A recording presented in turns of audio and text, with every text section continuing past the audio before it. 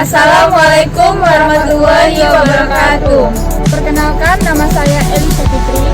Nama saya Asri Alfiani. Nama saya Aulia Rizka. Saya Denisa Fitri. Kami dari kelompok 3 ingin mempresentasikan makalah kami yang berjudul Teori Belajar Konstruktivistik. Baiklah, saya akan menjelaskan belajar berdasarkan teori konstruktivistik. Belajar menurut konstruktivistik adalah sebuah proses mengasimilasikan dan mengaitkan pengalaman atau pelajaran yang dipelajari dengan pengertian yang sudah dimilikinya, sehingga pengetahuannya dapat dikembangkan. Teori konstruktivisme didefinisikan sebagai pembelajaran yang bersifat generatif, yaitu tindakan mencipta sesuatu makna dari apa yang dipelajari, beda dengan aliran behavioristik yang memahami hakikat belajar sebagai kegiatan yang bersifat mekanistik antara stimulus respon. Konstruktivisme yang lebih memahami belajar sebagai kegiatan manusia membangun atau menciptakan pengetahuan dengan memberi makna pada pengetahuannya sesuai pengalaman. Konstruktivisme sebenarnya bukan sesuatu hal yang baru. Apa yang kita lalui dalam kehidupan kita selama ini merupakan himpunan dan pembinaan pengalaman demi pengalaman. Ini menyebabkan seseorang mempunyai pengetahuan dan menjadi lebih dinamis. Ciri-ciri teori konstruktivistik yang pertama yaitu menekankan pada proses belajar, bukan pada proses mengajar. Yang kedua, mendorong terjadinya kemandirian dan inisiatif belajar pada siswa. Yang ketiga, memandang siswa sebagai pencipta kemauan dan tujuan yang ingin dicapai. Keempat, berpandangan bahwa belajar merupakan suatu proses, bukan menekankan pada hasil.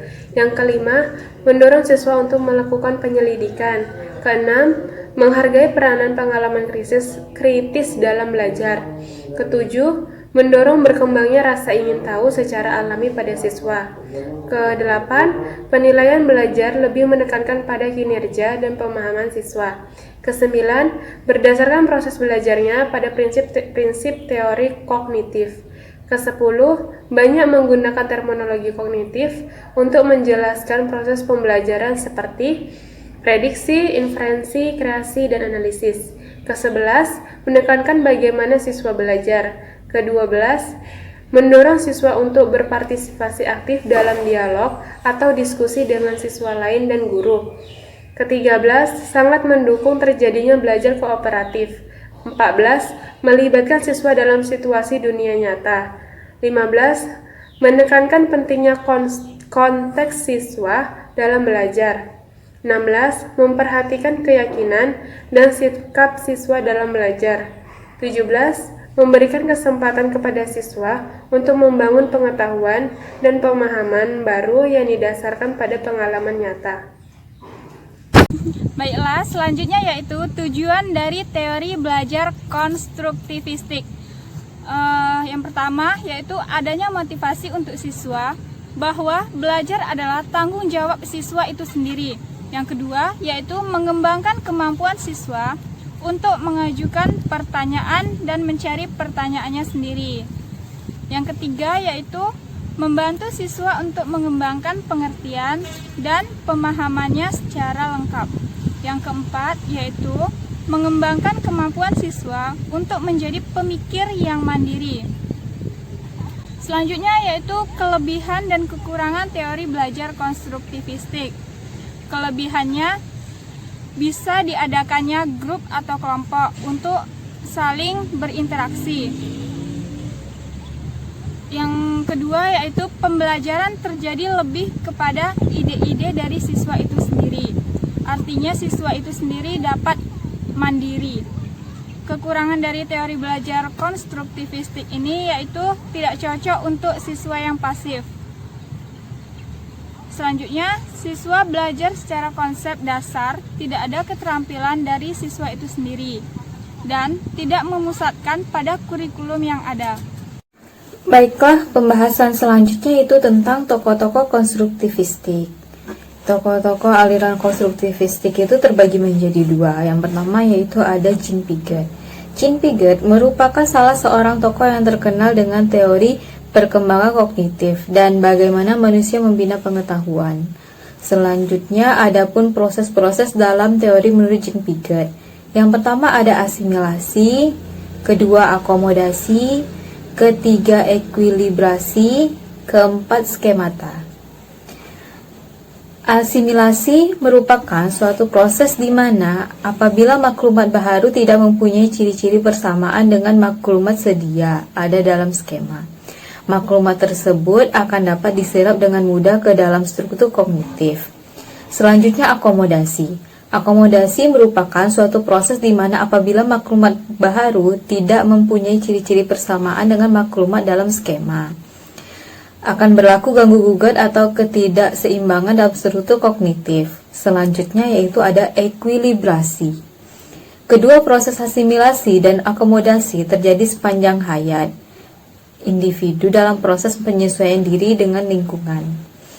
Dalam proses adaptasi yang semakin kompleks, skema ini akan menjadi lebih kompleks. Skema yang semakin kompleks ini akan membentuk struktur kognitif. Struktur kognitif akan melalui proses organisasi secara hierarki dan dari susunan umum ke khusus. Selanjutnya yaitu ada skemata. Skemata merupakan sekumpulan konsep yang digunakan ketika berinteraksi dengan lingkungan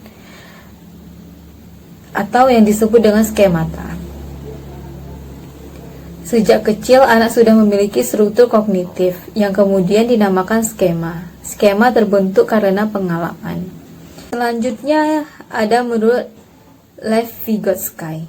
Lev Vygotsky menurutnya perkembangan konsep anak berkembang sistematis, logika, rasional dengan bantuan dan bimbingan orang lain. Jadi, teori konstruktivisme sosial ini berperan utama dalam pembelajaran dan konteks sosial budaya.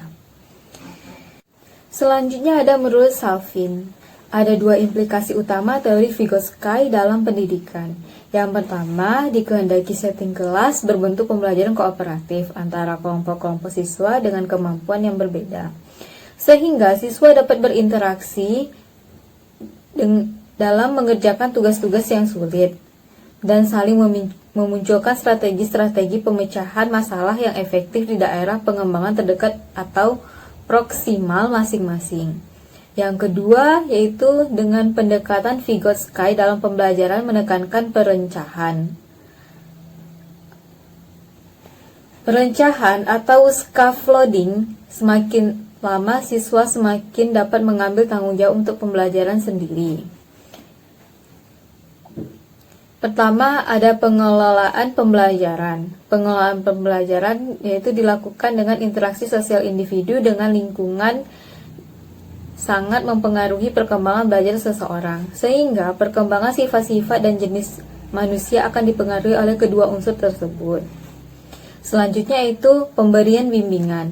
Menurut Vygotsky, tujuan belajar akan tercapai dengan belajar menyelesaikan tugas-tugas yang belum dipelajari, tetapi tugas-tugas tersebut masih berada dalam daerah perkembangan terdekat mereka. Selanjutnya yaitu ada penerapan teori konstruktivistik dalam pembelajaran. Penerapan teori ini terbagi menjadi 6. Yang pertama yaitu mendorong kemandirian dan inisiatif siswa dalam belajar.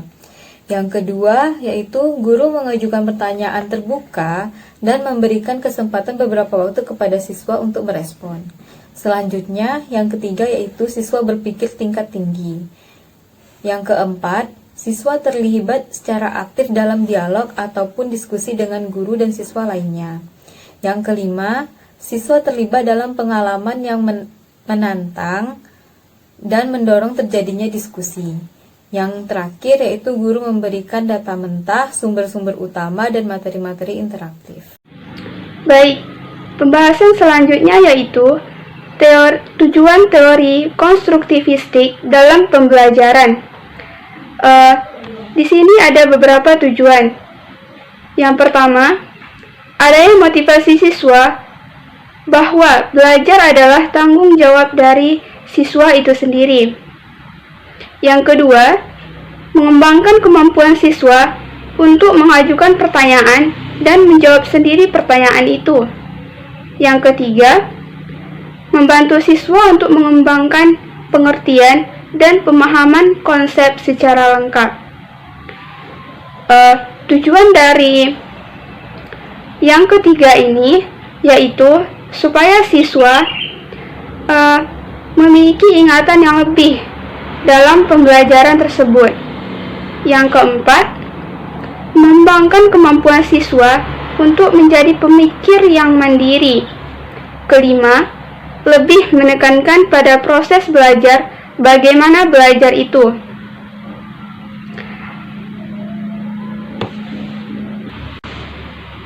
Nah, kesimpulan dari penjelasan makalah kami pada hari ini adalah teori belajar konstruktivistik ini merupakan teori belajar yang menekan siswa untuk belajar aktif, mencari pengetahuan, informasi, dan hal lain yang diperlukan dalam pembelajaran dengan cara berinteraksi dengan orang lain ataupun berinteraksi dengan lingkungannya. Di sini, guru hanya sebagai fasilitator saja yang hanya mengarahkan siswa agar tidak melenceng dari tujuan belajar. Teori ini lebih cocok diterapkan dalam pendidikan yang peserta didiknya remaja dan dewasa, karena dalam usia tersebut sudah adanya kematangan secara fisik maupun psikis, sehingga lebih mudah dalam menerapkannya daripada usia anak-anak. Apalagi dalam perkuliahan, teori ini sangat penting dan seringkali diterapkan. Oleh karena itu, kami mengajak teman-teman mahasiswa untuk lebih aktif dalam mencari wawasan dan pengetahuan seperti makna dalam teori ini.